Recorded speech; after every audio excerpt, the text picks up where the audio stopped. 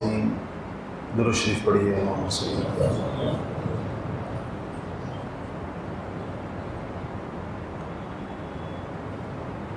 عزیزان گرامی، اگر انسان غور کرتا رہے تو زندگی کی ہر صبح و شام میں اس کے لیے عبرت کے اور موعظت کے بڑے اسباب پوشیدہ، اور اگر انسان غور نہ کرے تو غفلت کی ایک چادر ہے جو اس کے اوپر تنی رہتی ہے۔ اللہ جل شانہ نے قرآن پاک میں انسانوں کو تفکر کی، تدبر کی، غور کی، فکر کی دعوت دی ہے، اور ایسے ہی لوگوں کو عقل مند کہا ہے۔ جو لوگ غور و فکر نہیں کرتے ان کو وعیدیں سنائی گئی ہیں کہ ان کے کہیں کہا گیا ہے کہ ان کے دل نہیں ہے، اور کہیں کہا گیا ہے کہ ان کی عقل نہیں ہے، کہیں کہا گیا ہے کہ ان کی فہم نہیں ہے، کہیں کہا گیا ہے کہ ان میں شعور نہیں ہے۔ تفہمون، تشعرون، تعقلون، اولی الالباب، یہ ساری چیزیں قرآن شریف میں آئی ہیں جو انسانوں سے مطالبہ کرتی ہیں کہ وہ کائنات کے حقائق میں اور زمین و آسمان کی پیدائش میں اور حالات اور واقعات سے عبرت پکڑے اور اللہ جل شانہ کی قدرت کاملہ کی طرف متوجہ ہوں، اللہ تعالیٰ کی ذات عالی کی طرف متوجہ ہوں، اور باہم ایک دوسرے کو بھی اس کی تلقین کریں، باہم ایک دوسرے کو اس کی طرف متوجہ کریں، تذکیر کریں اس کا، تاکہ مسلمانوں کے معاشرے کے اندر اس بات کا شعور پیدا ہو۔ ہمارے ملک کا ایک بہت بڑا حصہ اس وقت ایک آفت میں مبتلا ہے، اور بیٹھے بٹھائے لوگوں کو شاید اس کا بہت پہلے سے اندازہ نہ ہو کہ ان کے گھر بار پر کیا آفت آنے والی ہے۔ بیٹھے بٹھائے لوگوں کے گھر ڈوب گئے، کچھ لوگوں کے بہہ گئے، کچھ کے گر گئے، لوگوں کے بچے سڑکوں پر آ گئے، اور ہر قسم کے آمدنی کے وسائل، کھیت کھلیان وغیرہ سب کچھ ختم ہو گیا۔ گویا کہ اللہ تعالیٰ کی طرف سے جو نعمت عافیت تھی وہ سلب ہو گئی، عافیت اللہ تعالیٰ کی طرف سے واپس لے لی۔ ہم جتنے لوگ یہاں بیٹھے ہیں جو اس ساری آزمائش سے باہر ہیں، تو گویا کہ ہمارے سروں کے اوپر اللہ تعالیٰ کی عافیت کی چادر تنی ہوئی ہے، ہمارے پاؤں کے نیچے اللہ تعالیٰ کی عافیت کی زمین بچھی ہوئی، لیکن سر پر یہ چادر اور پاؤں کے نیچے زمین اللہ تعالیٰ کے ایک لفظ کن کے ساتھ کھینچ لی جاتی، اور انسانوں پر کوئی نہ کوئی آزمائش آ جاتی۔ ایسے موقع پر جب لوگ اس پریشانی کے شکار ہوں دنیا کے کسی بھی حصے کے، تو وہ لوگ جو عافیت میں ہیں ان کے کرنے کے کام کیا ہیں، اور وہ لوگ جو آزمائش میں ہیں ان کے کرنے کے کام کیا ہیں۔ آزمائش آنے کے بعد بھی اگر بندہ اللہ تعالیٰ کی طرف متوجہ نہ ہو تو یہ بہت بڑی بد نصیبی کی علامت ہوتی ہے۔ آزمائشیں دو وجہ سے آتی ہیں، یا تو وہ گناہوں کا وبال ہوتی ہیں، یا وہ اللہ تعالیٰ کی طرف سے رفع درجات کے لیے ہوتی ہیں۔ انسان اپنے اعمال کے ذریعے سے جہاں نہیں پہنچ سکتا، اللہ تعالیٰ تکلیفوں کے ذریعے سے، دکھوں کے ذریعے سے وہاں تک پہنچا دیتا ہے۔ علماء نے لکھا ہے کہ اس کی پہچان کیسے ہوگی کہ کون سی آزمائش گناہوں کی پکڑ ہے اور کون سی آزمائش رفع درجات کے لیے ہے، اس کا پتہ کیسے چلے؟ کیونکہ آزمائشیں تو نیک لوگوں پر بھی آتی ہیں اور انبیاء علیہ الصلوۃ والسلام پر بھی آتی ہیں۔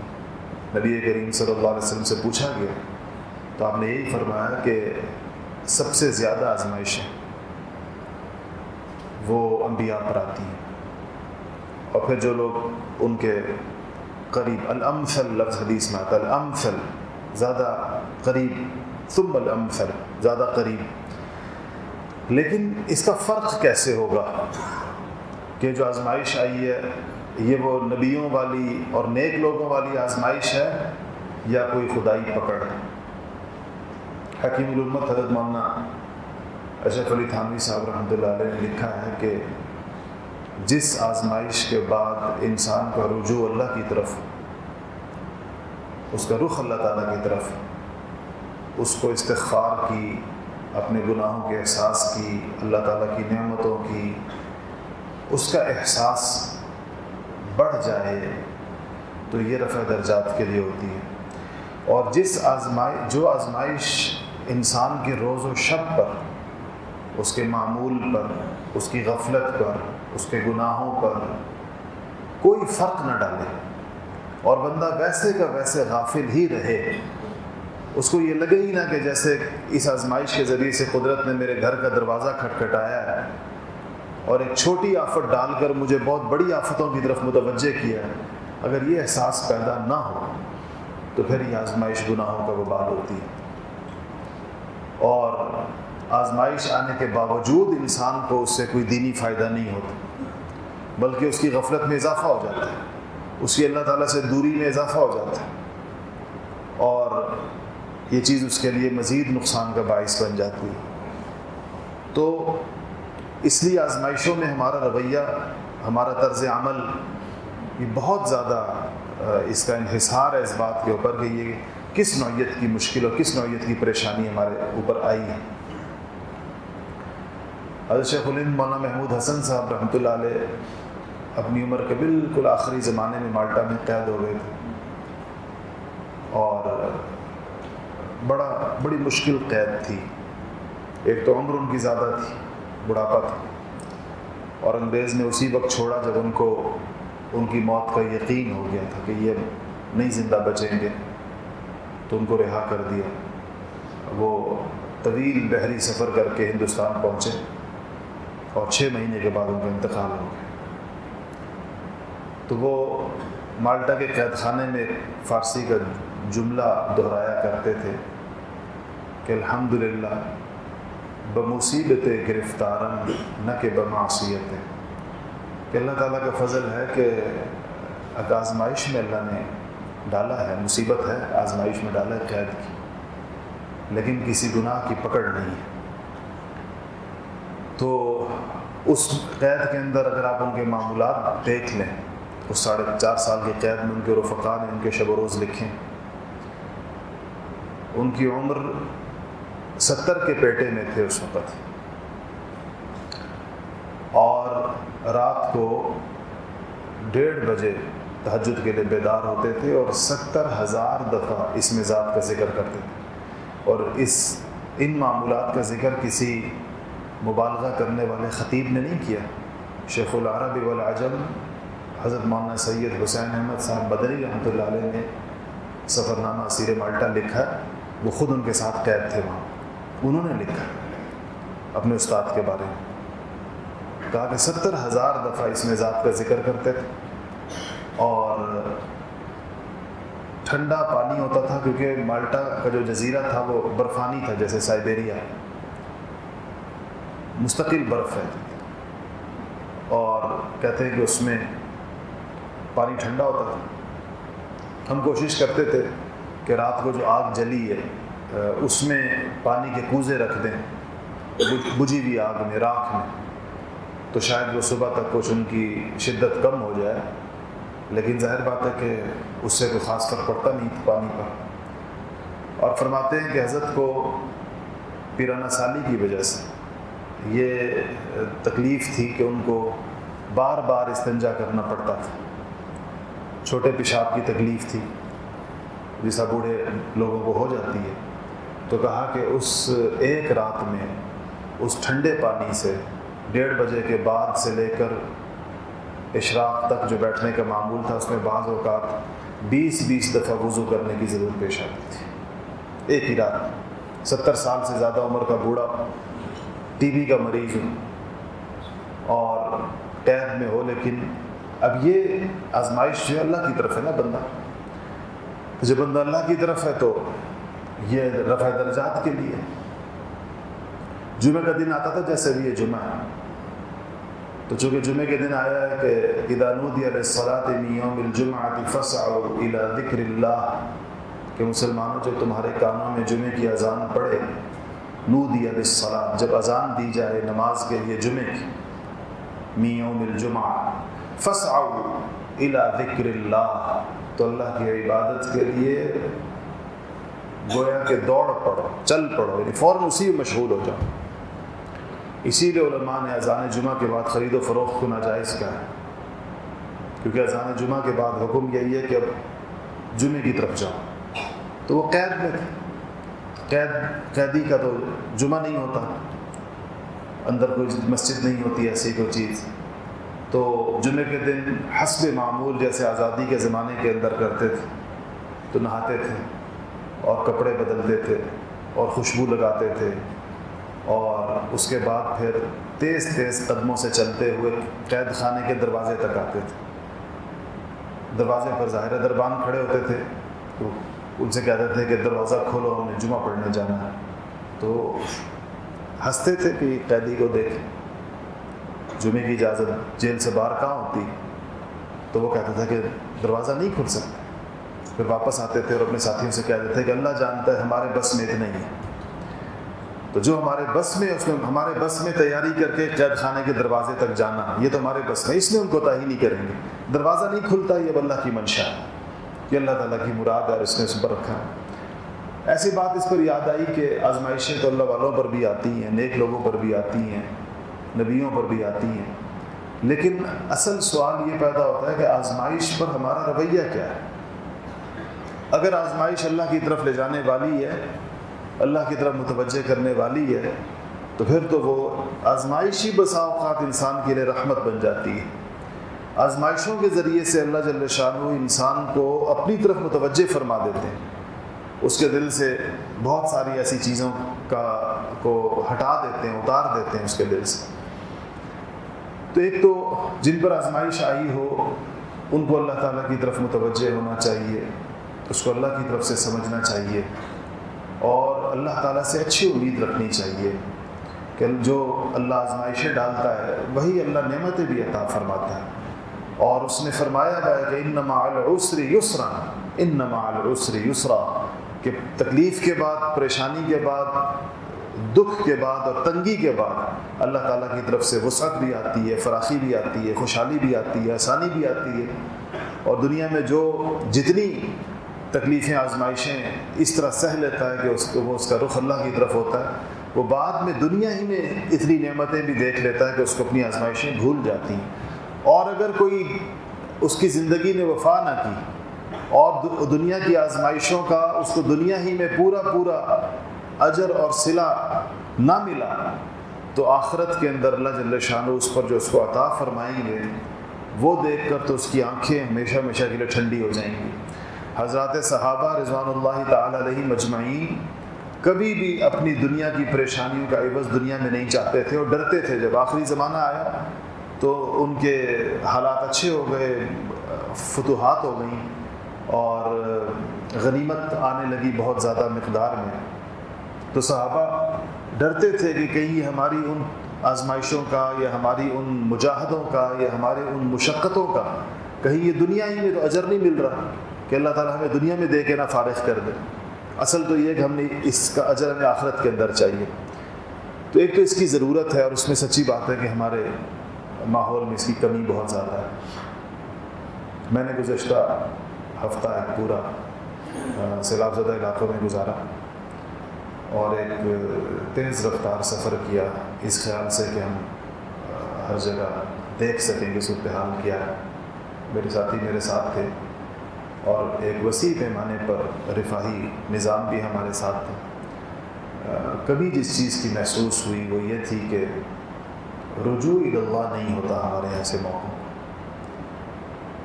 اس کا ماحول بھی نہیں ہوتا، اس کی بات چیت بھی نہیں ہوتی۔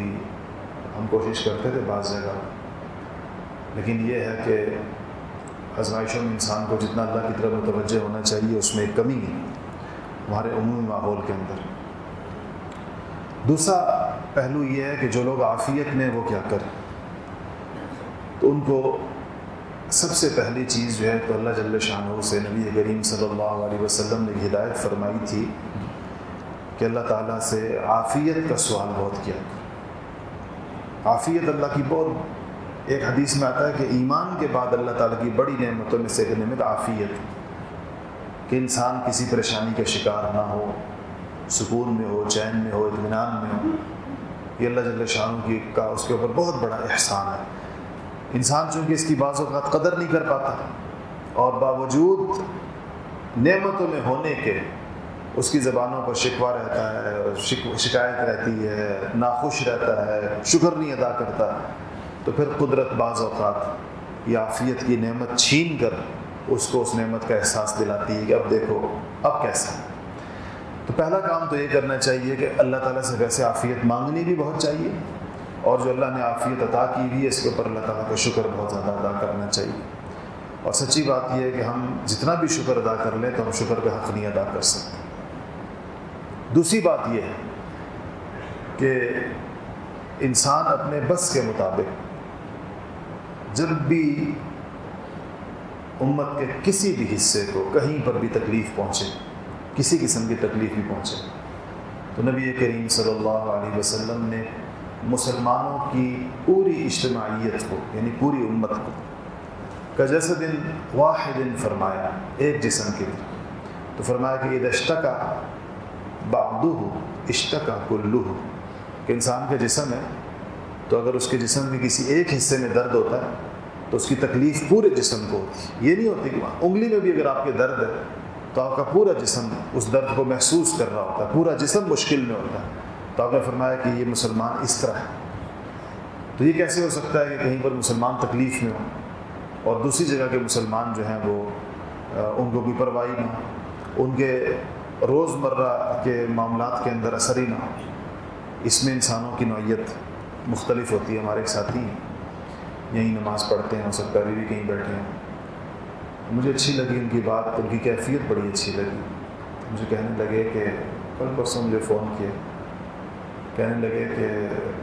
کھانے پر جب بیٹھتا ہوں گھر کے اندر تو لقمے میرے حلق میں پھنس جاتے۔ یہ کہا اور روئے فون کے اوپر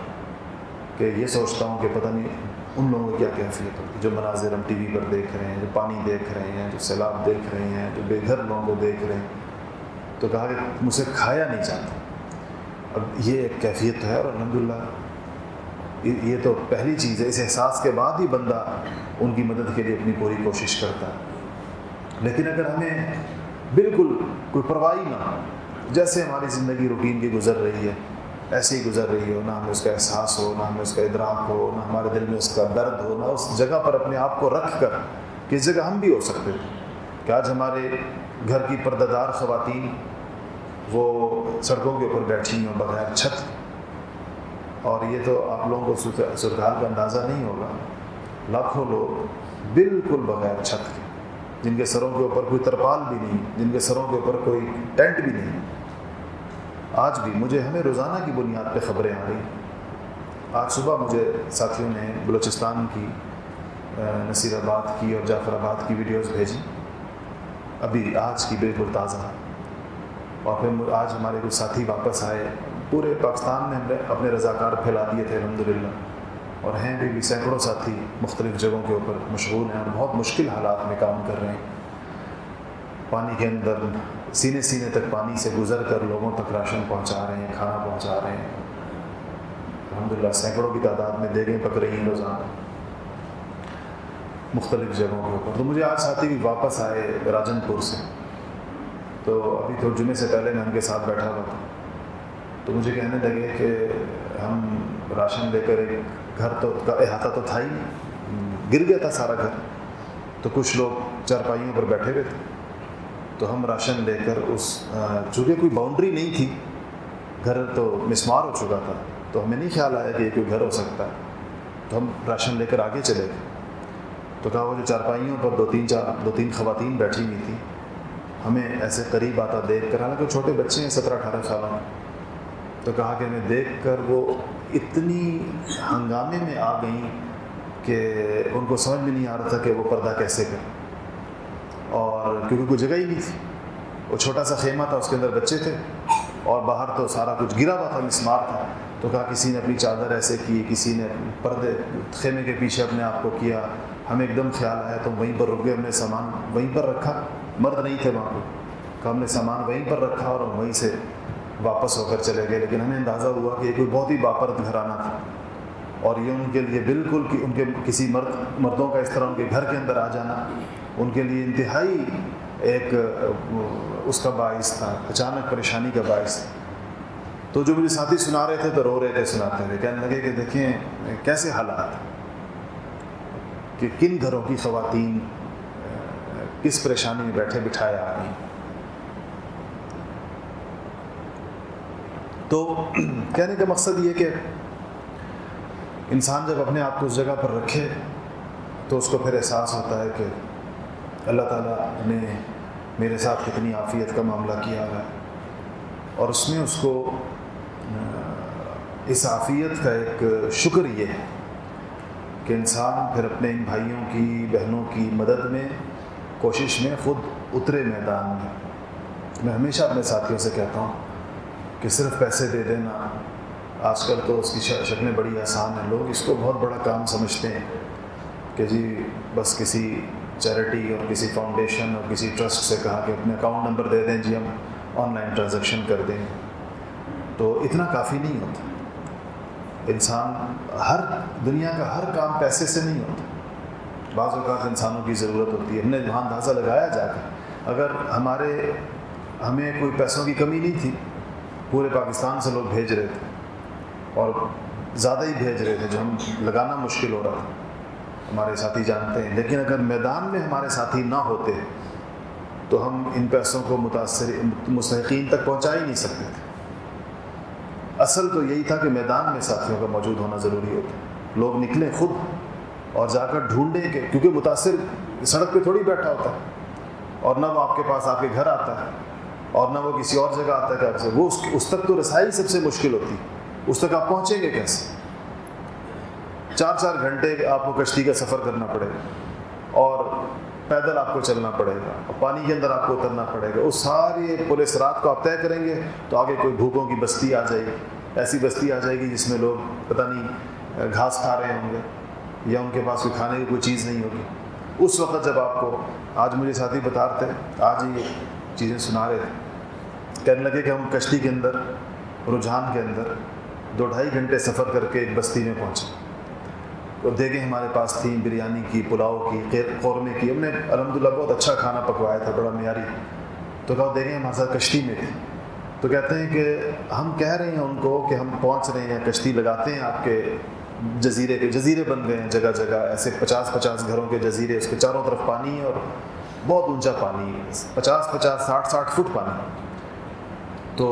کہتے ہیں کہ ہم ان کو کہہ رہے ہیں کہ ہم لگا رہے ہیں کشتی آپ کے پاس تک، لیکن کہتے ہیں چھوٹے بچے بےتاب ہو کر پانی میں چھلانگیں مار رہے تھے اور کشتی تک پہنچ جاتے تھے.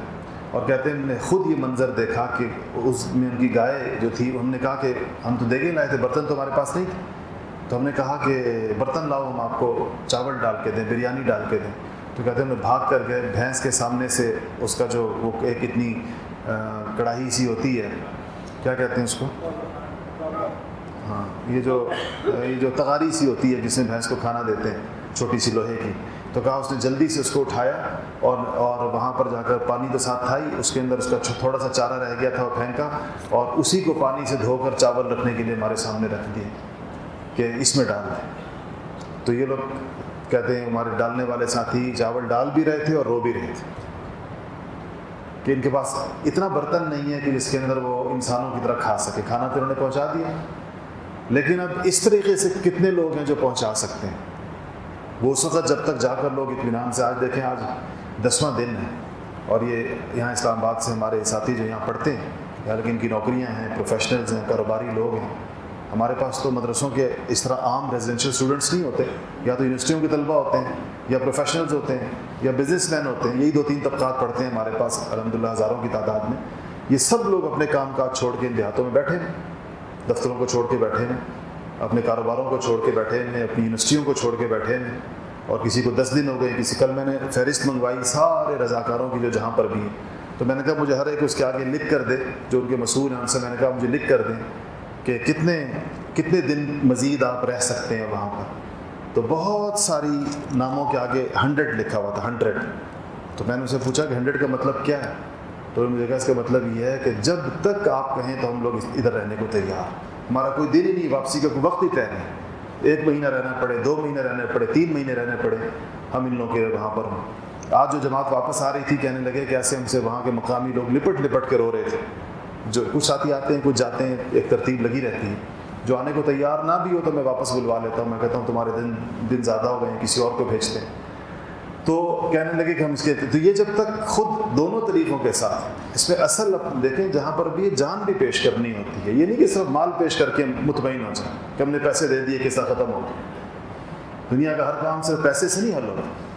کیا آپ کہیں کہ بس رقم پہنچے، پیسے کا صحیح جگہ کے اوپر پہنچنا اس سے بھی زیادہ ضروری ہے. اور اس کے لیے ضروری ہے کہ کچھ لوگ اپنی جان کے ساتھ بھی جائیں، اپنے اوقات بھی لے کر جائیں، اپنی فکر مندی بھی اپنے ساتھ لے کر جائیں،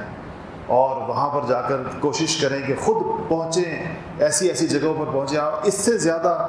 پرسکون چیز کوئی اور نہیں ہوگی. آپ کبھی تجربہ کر کے دیکھیں کہ آپ اپنے اوپر مشقت ڈالیں اور محنت کرنا پڑے آپ کو کریں، اپنی جان تھوڑی بہت خطرے میں ڈالنی پڑے ڈالیں. لیکن یہ ہے کہ جب آپ کسی ایسی جگہ پہنچ جائیں گے کہ جہاں پر لوگ انتہائی ضرورت مند ہوں گے اور ان تک آج تک کوئی نہیں پہنچا اور کسی اور کے پہنچنے کی امید بھی نہیں ہے، آپ نے جا کر اس کو کھانا دے دیا، راشن دے دیا، یا ہمارے ڈاکٹرز چل رہے ہیں الحمدللہ، وہ دوائیاں دے رہے ہیں، علاج کر رہے ہیں. آج سے ہمارے ہاں فلٹرز کی تقسیم شروع ہو جائے گی تاکہ وہ صاف پانی پی سکیں. تو یہ چیزیں آپ نے جا کر پہنچا دی وہاں پر.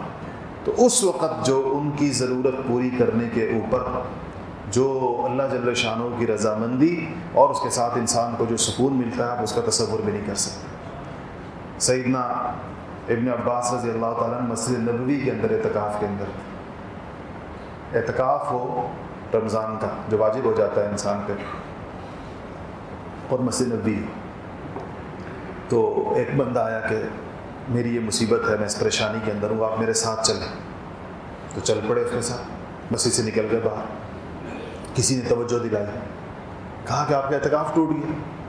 آپ مسجد سے باہر نکل گئے، آپ نے قدم مسجد سے باہر نکال دیا.